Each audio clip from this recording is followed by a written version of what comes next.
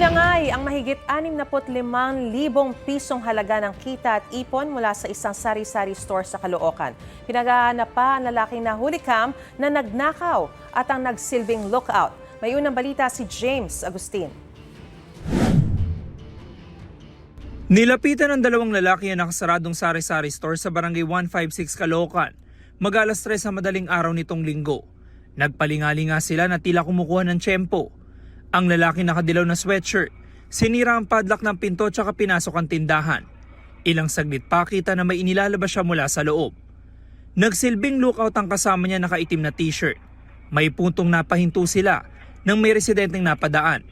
Unang lumabas at lumakad papalayo ang lalaki nakaitim na t-shirt. Sinundan na siya ng lalaking nakadilaw na sweatshirt na dala-dala ang kanilang ninakaw. Sa isa pang anggulo ng CCTV, naglakad patungo sa East Service Road ang dalawang salarin. Ang pagnanakaw na diskubre na may-ari ng bubuksan na ang tindahan bandang alas 2 ng hapon.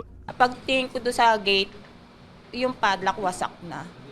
Tapos pagpasok ko, bumungad sa akin yung maraming barya, nakakala. Tapos winasak nila yung cabinet, may pera nakalagay pa doon. Hindi ko alam kung magkano, pero doon sa marami po sila nakuha. Mahigit 65,000 pesos ang halaga ng natangi ng mga salarin. Magkahalong kita at ipon daw ito ng may-ari sa halos isang taon niyang paghahanap buhay. Ginagamit daw niya ito pantusto sa pangangailangan ng kanilang pamilya. Kada benta ko, naguhulog ako doon. Bakit ganun ang ginawa nila sa akin? May maintenance yung mister ko. Kahit pa paano, nag-iipon ako para may pambiling gamot. Makatulong sa mga anak ko. Ilang metro lang ang layo ng tindahan sa multipurpose hall ng barangay. Ayon sa mga taga-barangay, wala nakakakilala sa dalawang salarin na posibleng dayo lang sa lugar. Hindi po ito residente ng Barangay 156. Malapit lang po kami sa boundary ng Quezon City. Maaring ito po ay taga Quezon City or sigurado po kami hindi po ito sa amin.